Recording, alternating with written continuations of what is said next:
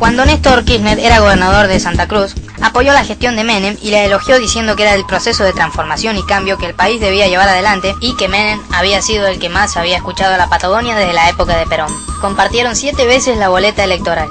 Néstor presionó, hizo los trámites, le costó, pero lograron la privatización de YPF. De no haber sido por él, no hubiera sido posible. Las regalías que obtuvo y los negocios con ella son los dichosos fondos de Santa Cruz, algo de $1.000 millones que Néstor puso en cuentas bancarias fuera del país a nombre de él y los hizo desaparecer. En sus años de gobernador, Néstor y sus funcionarios fueron demandados decenas de veces por diversos delitos y actos de corrupción administrativa, pero la justicia estaba bajo su control gracias al manejo de las personas a cargo de estas, y entonces hacían mandar a un cajón o desaparecer las causas.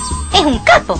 En 2002, Eduardo Duhalde se retira de su corto periodo de presidencia y presenta a su candidato, Néstor Kirchner, el cual fue elegido por el 22% de los votos, y Menem, que tenía el 24%, se baja de la segunda vuelta dejándolo asumir en el 2003. 4 años después, al cumplir su presidencia, Néstor presenta a su esposa como candidata. Cristina gastó más de 7.853.000 pesos en 5 viajes al exterior como candidata por Francia, Ecuador, Venezuela, México, Estados Unidos, España, Alemania y Austria, con algunos gastos como habitaciones de lujo de $3.420 la noche, coches con chofer a $700 diarios, cenas de $300, $8.570 en propinas dejaron, más de lo que dejaría Bill Gates, y otras cositas como alquileres de aviones y vinos de $160 la botella. Según el oficialismo, el gasto de campaña de Cristina fue de 17 millones de pesos, pero investigaciones de organizaciones y periodistas determinaron que son 130 millones de pesos con fondos públicos, es decir, los pagamos nosotros. En propaganda oficial para la televisión, durante 2007 se gastaron 270.729.000 pesos. Cristina gana las elecciones con el 45% de los votos, en una jornada con mucha abstención y voto en blanco, con la habitual compra de votos, la denuncia de falta de boletas de la oposición, y durante la campaña no dio entrevistas ni participó en debates, y con aportes financieros un poco raros, como de parte del narcotráfico, del ejército, de Marsans. Pavadas. Frente a un país con necesidades y desigualdad, Cristina propone el proyecto para saltar a la modernidad, el Tren Bala, endeudando al país por 30 años por $3.900 millones, que empezaría a pagar un futuro gobierno dentro de 7 años. El trayecto conecta solo 3 provincias, el boleto tendría un precio de 400 pesos o pagaríamos un subsidio, y sería un lujo solo para turistas. Un avión es más rápido y la mitad más barato. Con la mitad del presupuesto del Tren Bala se podría reconstruir la mayoría del sistema ferroviario, conectando al interior. Pero mientras, las empresas ferroviarias reciben 5 millones de pesos diarios en subsidios, es decir, 1.800 millones al año, por un servicio que deja bastante que desear. Es un tema a tener en cuenta debido a los precios del petróleo, la contaminación ambiental, la saturación de rutas, con más de 8.000 muertos y 12.000 lisiados por año. Guillermo Moreno, el capitán del INDEC, nos ofrece desde el año 2007 datos que son una mentira. Han alterado los índices y obligan con patotas a empleados a cargar datos falsos. Hicieron renunciar a la directora de precios al consumidor y fue reemplazada por una funcionaria cercana a Moreno. Según consultoras independientes, la inflación de 2008 anduvo en el 30%. El INDEC dijo que era del 7,2%. Los tarifazos a principios de 2009, con aumentos de 100, 200, 300% en servicios, tasas, impuestos, energía, transporte, educación, parecen no ser registrados. También se dejaron de publicar datos de distribución del ingreso y se modificaron los datos de empleo, entre otras cualidades. Moreno es un buen tipo, suele apretar a las empresas bajo diversas amenazas para que reduzcan los precios, por ejemplo. Como conclusión, según el INDEC, una familia tipo de 4 personas come con 14 pesos por día. El INDEC dice que el 15% de la Argentina es pobre y el 4,4% es indigente.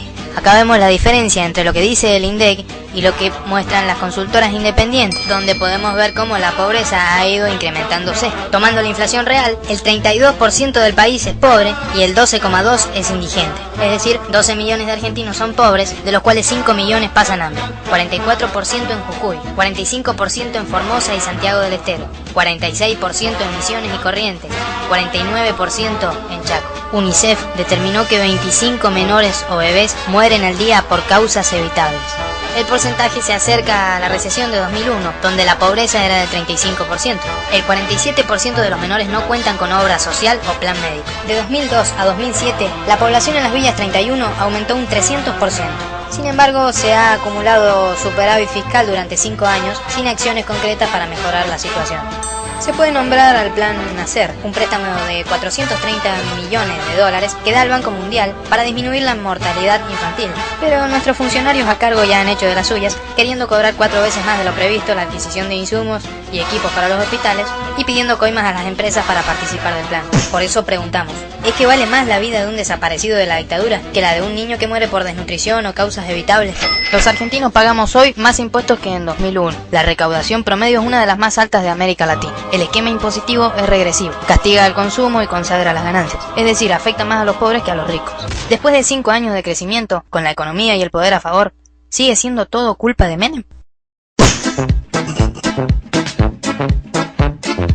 La soja, por ejemplo, llegó en 2008 al doble del valor que tenía en 2007. Esto le jugó en contra de los exportadores de granos, porque tenían que comprar en el mercado interno a precios superiores a los precios de exportación.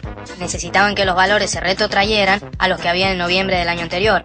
El gobierno les dio la mano salvadora, dictando la medida de las retenciones móviles. Desde enero del 2007 a mayo de 2008, sobre un volumen de exportación de 21.268 millones de dólares, se recaudaron por retención 4.984 millones de dólares, es decir, el 23,4%, cuando supuestamente tendría que haberse recaudado 6.432 millones de dólares. La diferencia de 1.447 millones de dólares es una estafa de los exportadores al fisco que es pagada por los productores. Esta es la lista de los exportadores que se quedan con cientos de millones de dólares.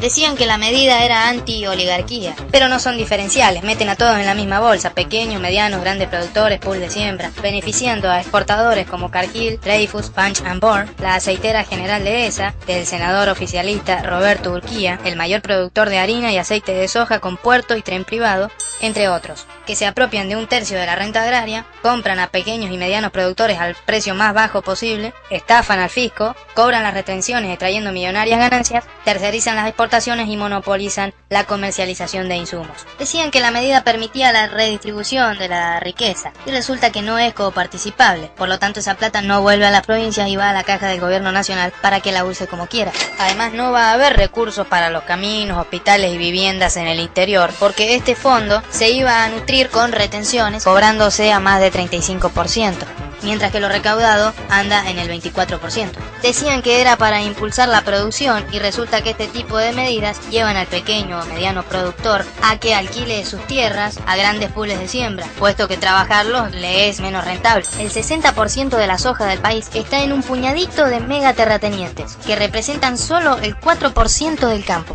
Estos nuevos megaterratenientes son Cresut, del grupo Edelstein, y grandes propietarios yanquis, Adecoagro, de George Soros, Liag, de uno de los principales terratenientes australianos, y Grobocopatel, uno de los principales pools de siembra de soja. La medida de aumentar las retenciones de manera indiferenciada para los 60.000 pequeños productores fue tomada por Kirchner en las oficinas de Puerto Madero que le presta el mayor terrateniente del país, Eduardo Edelstein, el dueño de Cresut.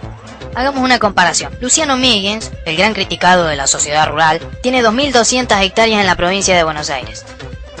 El grupo Bember, 143.000 hectáreas. El grupo Werdein tiene 100.000 hectáreas en la provincia de Buenos Aires. Liag tiene 120.000 hectáreas. Grobocopatel opera sobre 120.000 hectáreas.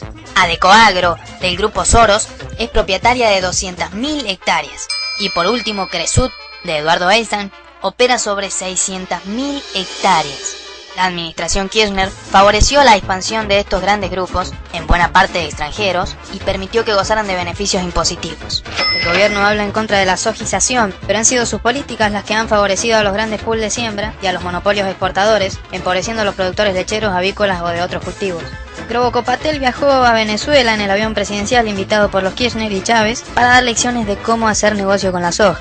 El productor declaró con claridad el objetivo de los grandes pools de siembra, que es sacar a los pequeños productores. Además, los Kirchner han alquilado terrenos fiscales militares a Grobocopatel y a Adecoagro. Bueno, alguien avísele a los muchachos quién es la verdadera oligarquía rural. Cabe destacar que durante 2008 el gobierno gastó más de 12 millones en propaganda contra el campo. Y ya en 2009, con la caída de los precios internacionales, la sequía, el paro y la recesión, la situación para los productores es totalmente distinta. Pero Cristina sigue hablando de ganancias extraordinarias.